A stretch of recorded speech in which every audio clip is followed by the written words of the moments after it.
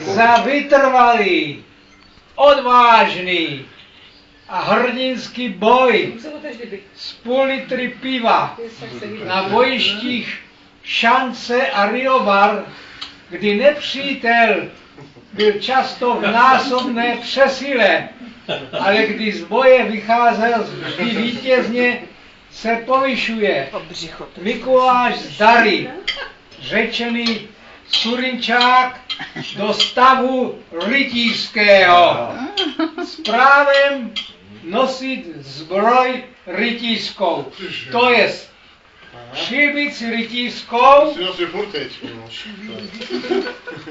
Máme jako šilbice rytířskou.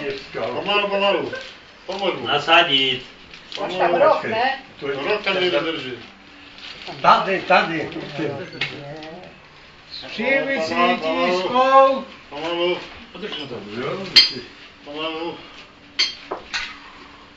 Ty, Napoleon Bonaparte. Pojď předu, ať máš památku. Šilbici rytířskou. Švančík. Šilbici rytířskou. Já budu rychle. Rytířský štít s erbem. Aha, pomalu. Rytířský štít s erbem. Jo, tam jsou Ale Miro to také ruky. Ale mám ruku. Ale musí ho požádat, Čas daru. A meč rytířský. A meč rytířský. Karla říká, proč my to máme ještě koplka, ještě jsi. A meč rytířský.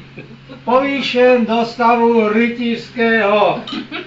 Tak je zdáno léta páně 2008, den svatého Stanislava Ota I.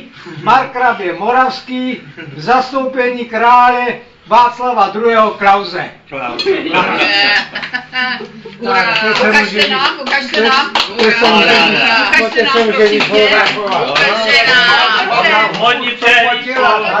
Přeju k rytířskému titulu. Rytířů je málo a pivních vůbec už ne.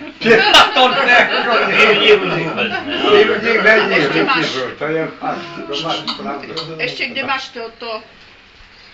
Dobré? Každé strany. Tak vidíš, ale to se s vámi baví, no? To si můžeš schovat. Ty, kaj ty na to chodíš?